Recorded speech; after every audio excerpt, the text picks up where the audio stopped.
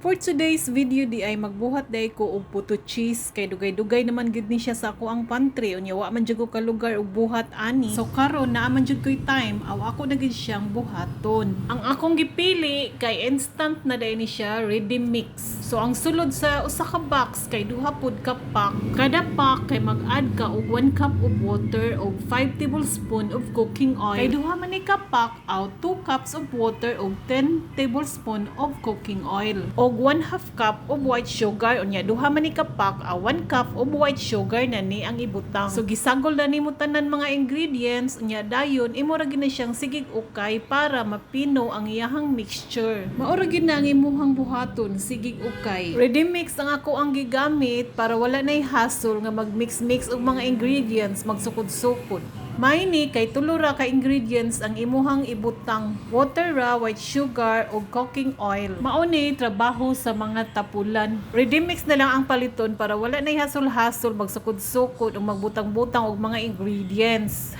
So pino na di ay ang mixture niya. Ako nang gi-ready ang molder. Ako din ning gibutangan og margarine. Gipahiran ako og margarine ang molder para dili mo pilit ang mixture. Pwede sad butter pero wala man ko'y butter. Margarine na may naadri sa akong pantry. Aw kini na lang ang ako ang gipahid. Ingon ana ra gud, pahiran ra gud nimo ang molder og nipis nga margarine. Dagko da ini nga molder ang akong gigamit, dili katong gagmay gud kaayo.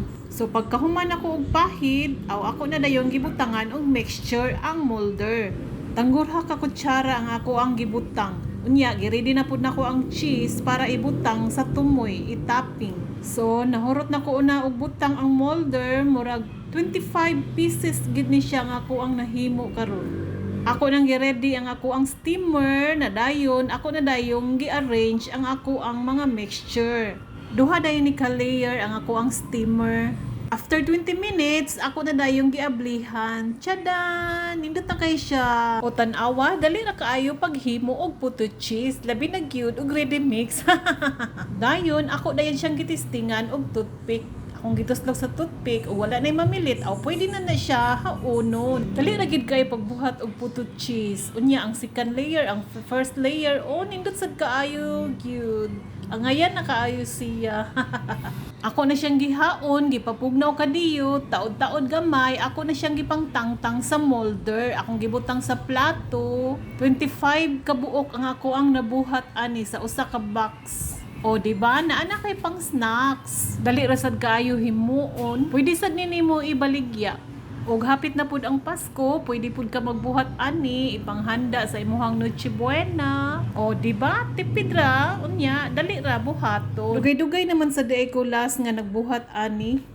Kay busy lagi, walay panahon nga magbuhat ani, kay naninda ta permi. Unya karon kay nakalugar na gyud og buhat, kay nag day off man si Manang. O see, di ba? Nindot kay siya tan-awon, mura gid siya og tinuod. Unsa ba? Tinuod man day ni. Puto cheese mo diha, lami kaayo. Akong gitry og tilawan, fluffy. Salamat.